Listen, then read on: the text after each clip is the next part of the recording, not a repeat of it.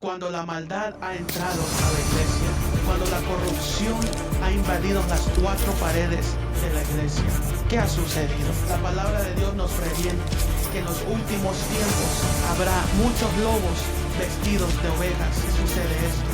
¿Por qué es que tanta corrupción ha entrado dentro de la iglesia? Si Dios viene buscando una iglesia limpia, pura, sin mancha, sin arruga. Esto todo sucede porque hemos perdido el temor de Dios. En este episodio estaremos hablando sobre el temor de Dios y cómo hoy en día la iglesia ha perdido ese temor. ¿Cuáles son las señales de la iglesia o que tú y yo hemos perdido el temor de Dios? ¿Qué sucede cuando perdemos el temor de Dios? ¿Y por qué la corrupción ha entrado a nuestra vida? ¿Por qué ya no sentimos la presencia de Dios como lo sentíamos antes? Manténgase en sintonía mientras que entramos a las Escrituras y vemos lo que Dios tiene que decir sobre el temor a Jehová.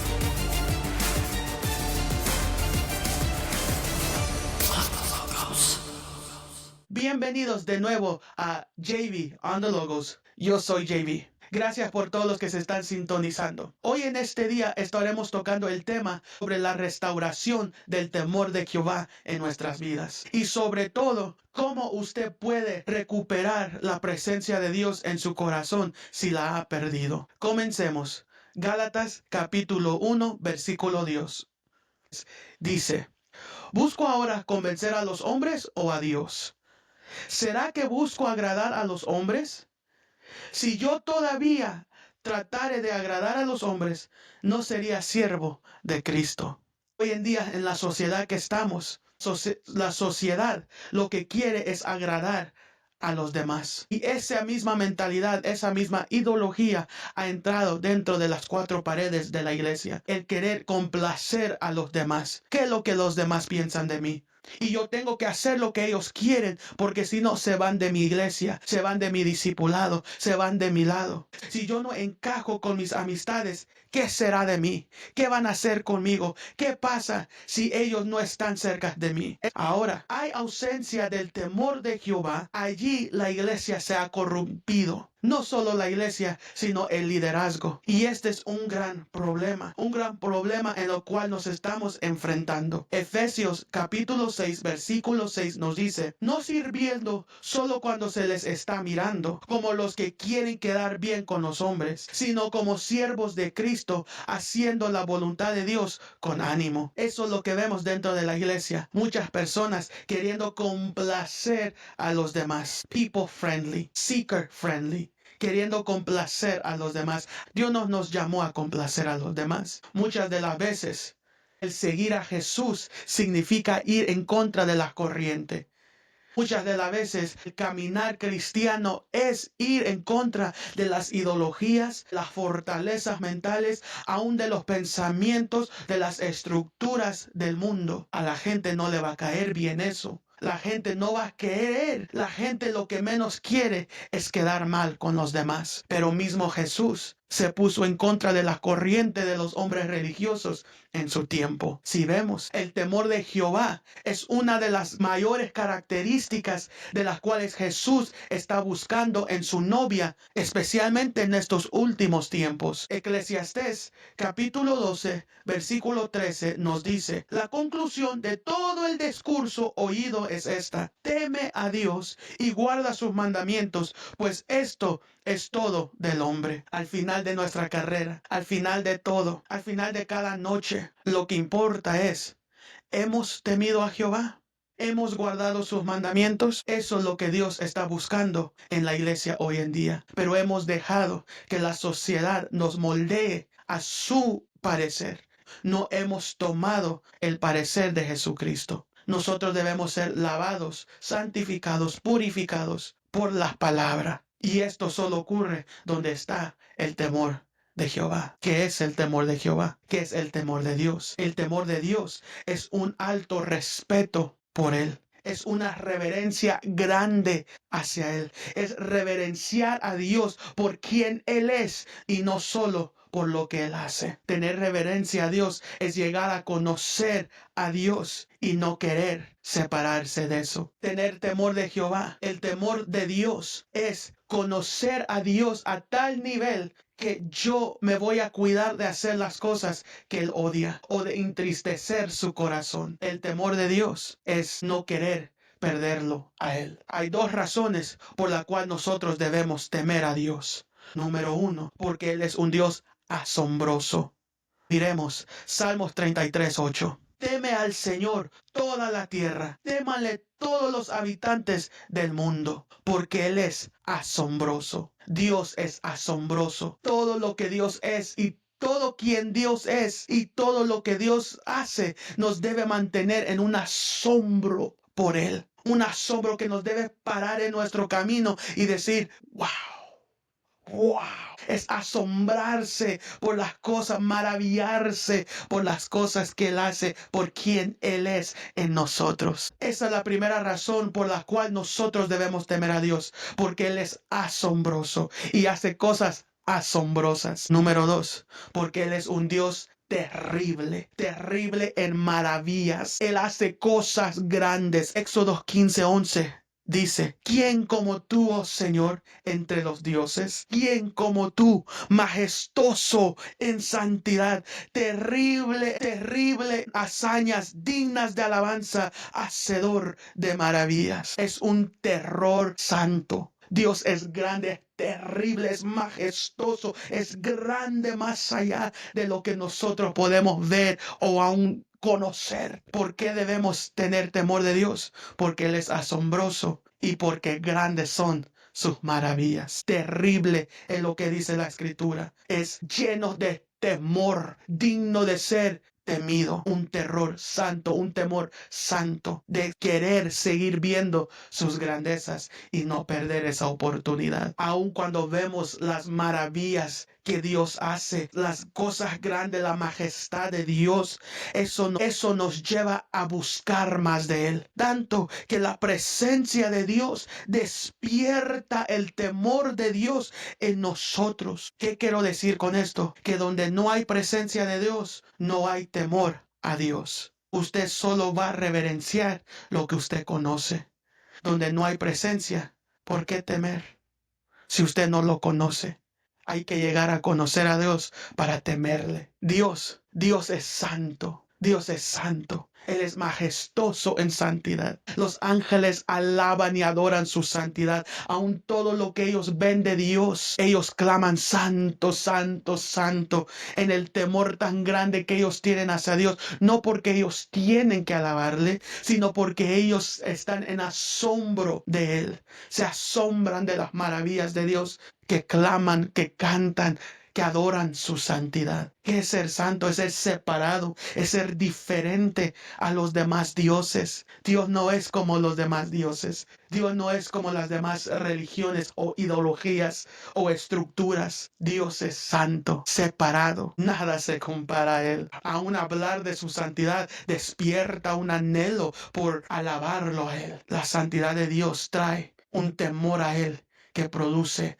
una alabanza dentro de sí. Con esto dicho, yo le dejo saber que el alabar o adorar a Dios es una reacción a su santidad. Cuando usted alaba y adora a Dios, es que usted está reaccionando, usted está respondiendo a la santidad de Dios. Cuando los ángeles ven lo que Dios hace, ellos en asombro, automáticamente entre ellos tienen que adorar porque han quedado asombrados. Ellos están respondiendo. Cuando usted alaba a Dios, usted responde a la santidad de Dios. Quien Él es santo. Él no hace santidad, Él es santo, es quien Él es. Usted responde a Él. Eso es alabanza y adoración. Cuando usted sabe quién Él es, eso lo lleva a levantar sus manos, a adorarle, a proclamarle, a cantarle, a adorar su santidad, a adorar lo que Él, quién Él es y lo que Él hace. Y usted solo va a poder adorarle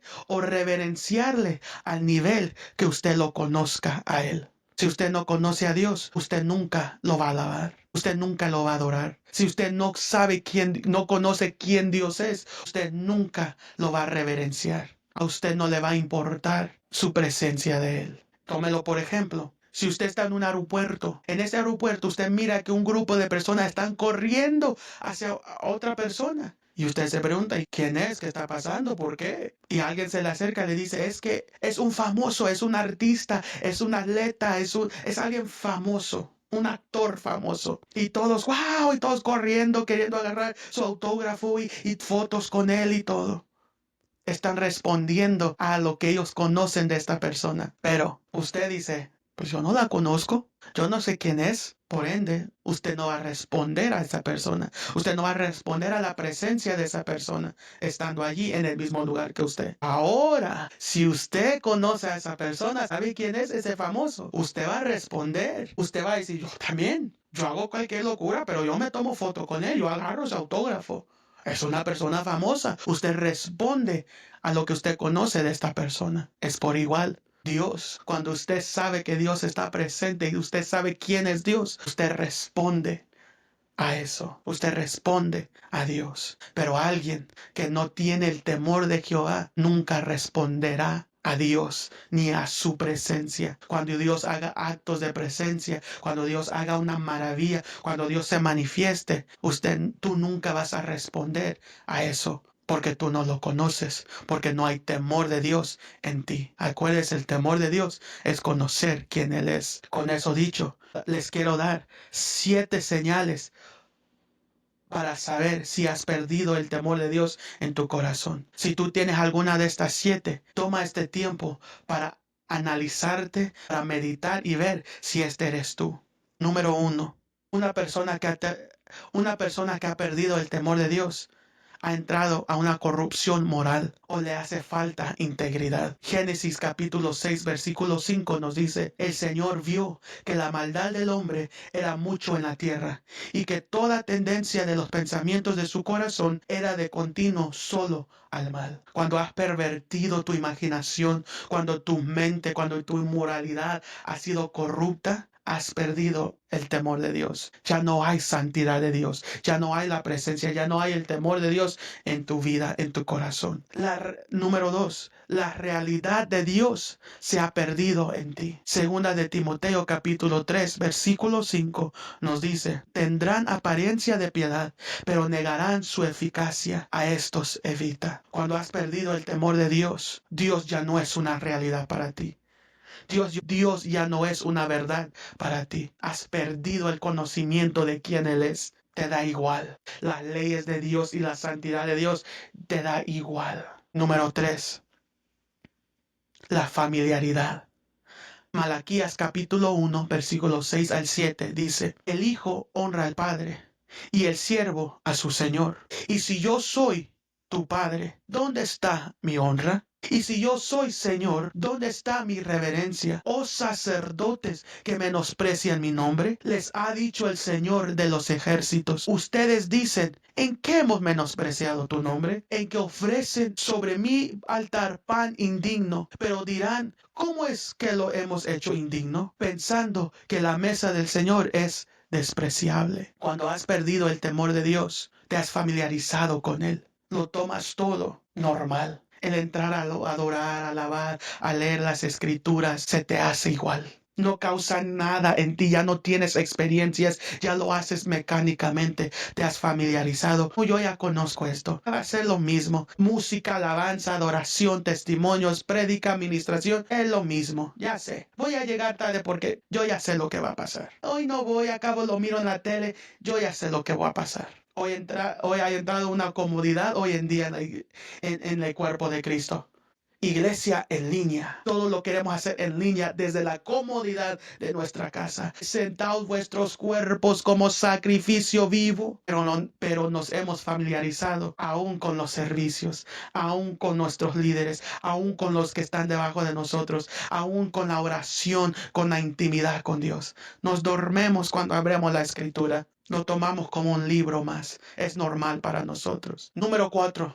El autoengaño. Segunda de Tesalonicenses capítulo 2 versículo 10 al 11 dice: y con todo engaño de injusticia entre los que perecen, por cuanto no recibieron el amor de la verdad para ser salvos. Por esto Dios les enviará una fuerza de engaño para que no crean la mentira. Usted se comienza a engañar, se comienza a convencer a sí mismo, se autoconvence que lo que usted está haciendo no es malo. Usted ya no cree la verdad. Usted ya no cree lo que dice la escritura y se autojustifica su pecado, autojustifica lo que usted está haciendo mal, la corrupción, la maldad, la falta de integridad, la familiaridad. Y muchas veces decimos, es que Dios ya sabe, Dios conoce nuestros corazones. Sí, Dios conoce tu corazón. Pero aún dice su palabra que Dios no puede ser engañado. Dios no puede ser burlado. Usted se puede autoengañar, pero no puede engañar a Dios. Si usted está mal,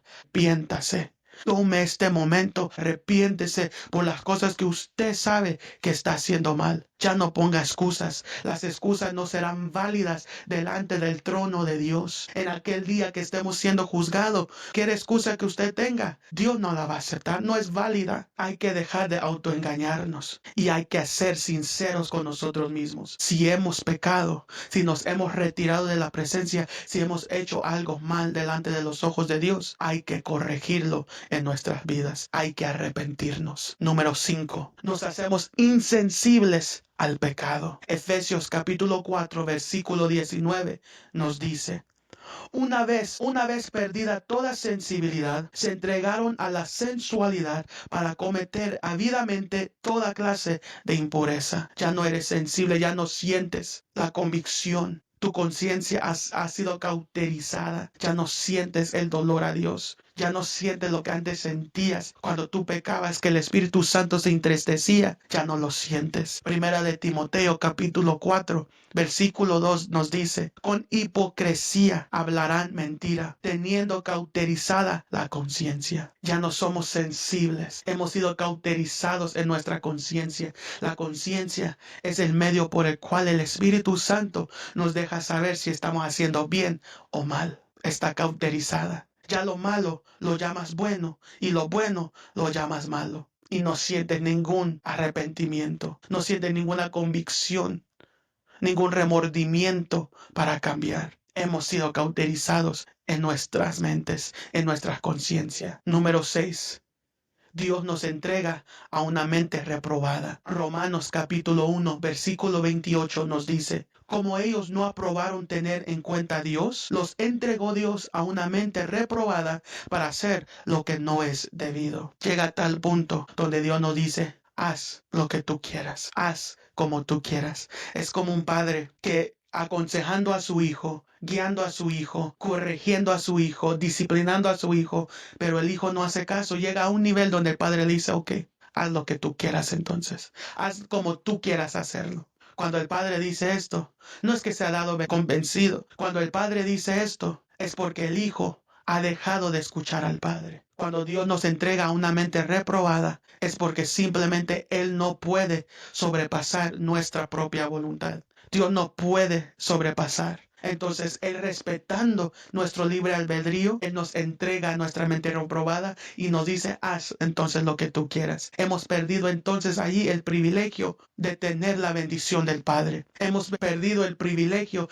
de tener la protección del Padre. El Padre ya no puede proteger lo que Él no bendice. Tengamos cuidado, porque eso nos lleva a la séptima característica o séptima señal. La séptima característica de una persona que ha perdido el temor de Dios es de que esta persona entra en apostasía o compromete la verdad. Primera de Timoteo capítulo 4, versículo 1 dice, pero el Espíritu dice claramente que en los últimos tiempos algunos se apartarán o apostatarán de la fe, prestando atención a espíritus engañosos y a doctrinas de demonios. Alguien que ha perdido el temor de Dios comienza a negar la verdad, comienza a comprometer la verdad de Dios en su vida. Ahora comienza a llamar lo bueno malo y lo malo bueno. Y no solo eso, sino que comienza a justifica la verdad de Dios y la cambia por una mentira. Si meditando tú encuentras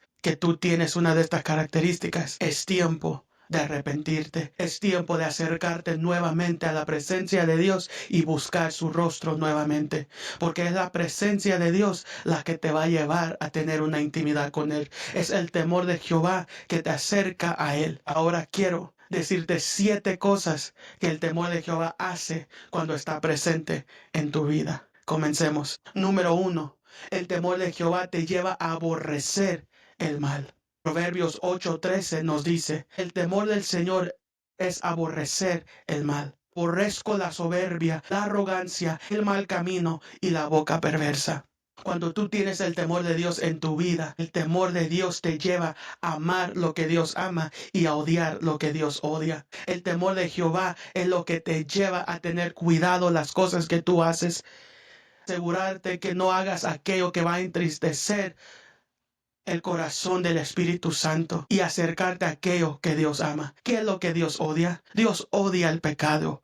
Dios odia la maldad, aborrece la soberbia, la arrogancia, el mal camino. Dios aborrece la boca perversa. ¿Y qué Dios ama? Dios ama la humanidad. Dios ama la verdad. Dios ama al ser humano. Y cuando tú amas lo que Dios ama, eso te lleva a acercarte más a Él. Número 2. Lo segundo que el temor de Dios hace en tu vida es que te hace sensible a la presencia de Dios. Cuando tú tienes el temor de Dios, tú sabes dónde Dios está, dónde Dios se manifiesta y dónde Dios está habitando. Y tú quieres estar donde Él está. No seamos como Jacob. Jacob decía, yo ni sabía que Dios estaba aquí. Pero seamos como Moisés, que dice, yo no iré a ningún lado. Si tu presencia no va conmigo, yo no voy. Si tu presencia no va delante de mí, yo no voy a ningún lado, yo no me muevo. Seamos como Moisés y no hay que movernos hasta que la presencia de Dios se mueva. Número 3.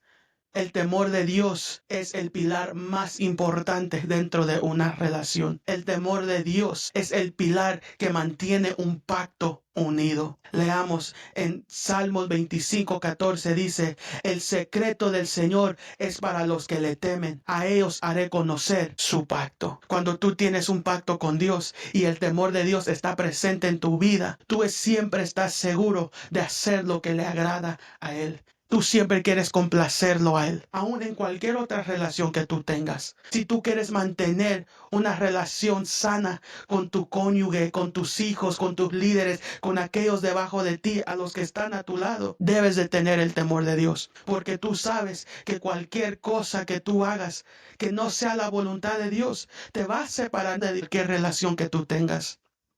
El temor de Dios es lo que nos une en nuestras relaciones. Número 4. El temor de Dios causa que nuestras oraciones sean contestadas. Hebreos 5:7 nos dice, Cristo, en los días de su vida física, habiendo ofrecido ruegos y súplicas con fuerte clamor y lágrimas al que lo podía liberar de la muerte, fue oído por su temor reverente. Cuando nosotros tenemos el temor de Dios en nuestras vidas, nosotros sabemos orar el corazón y la mente de Dios. Sabemos qué es lo que Dios quiere en ese momento. Por ende, lo comenzamos a orar, lo comenzamos a declarar. Y Dios no tiene otra opción más que manifestarlo, hacerlo una realidad aquí en la tierra, porque es el corazón de Él. Pero cuando no tienes el temor de Dios, tú no sabes lo que Dios quiere.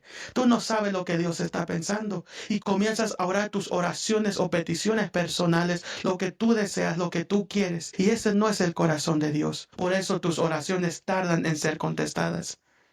Pero el temor de Dios te lleva a conocer el corazón de Dios. Número 5. El temor de Dios es nuestra motivación a servir a Dios y a servir a los demás. Josué 24:14 nos dice, ahora pues, teman al Señor, sírvanle con integridad y con fidelidad. Quiten de en medio los dioses a los cuales sirvieron sus padres al otro lado del río y en Egipto, y sirvan al Señor. El temor de Dios te lleva a servir a Dios con un corazón sincero y genuino, que es lo que mueve la pasión, la motivación por la cual servir a los demás. No hay cualquiera que pueda venir a moverte porque tú tienes el temor de Dios y eso te lleva a servirlo a Él. Número 6.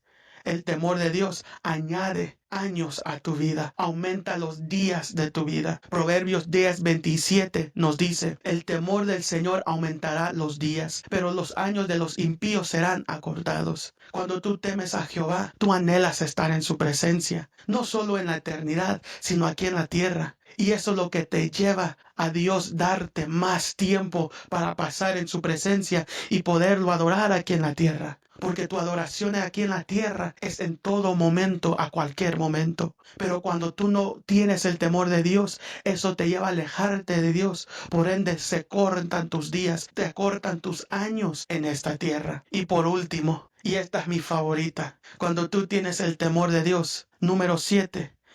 Despierta un anhelo, despierta en ti la adoración por buscar más de Él, por estar en su presencia y por adorarlo a Él. Salmos capítulo 8, versículo 1 al 9 nos dice, Señor Dios nuestro, cuán grande es tu nombre en toda la tierra. Has puesto tu gloria sobre los cielos y de la boca de los pequeños y de los que todavía maman, has establecido la alabanza frente a tus adversarios para hacer callar al enemigo y al vengativo. Habla de quién Dios es. Cuando contemplo tus cielos, obra de tus dedos, la luna y las estrellas que tú creaste, digo yo, ¿qué es el hombre para que de él tengas memoria? ¿O el hijo del hombre para que lo visites? Lo has hecho un poco menor que los ángeles y lo has coronado de gloria y de esplendor. Habla de lo que Dios hace. Le has hecho señorear sobre las obras de tus manos. Todo lo has puesto debajo de sus pies. Ovejas y vacas, todo ello. Y también los animales del campo. Las aves de los cielos y los peces del mar.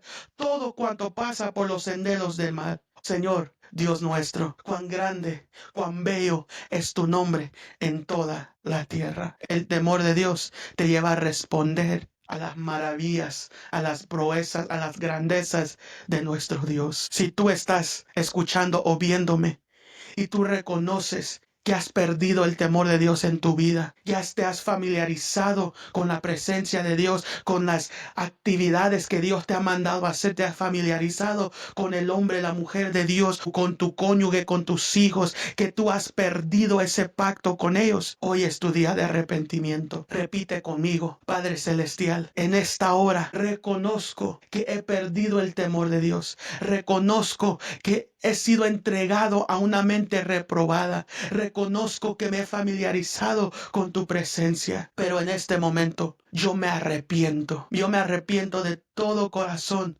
por haber hecho lo que es malo delante de tus ojos. Me arrepiento por haber caminado por sendas de maldad.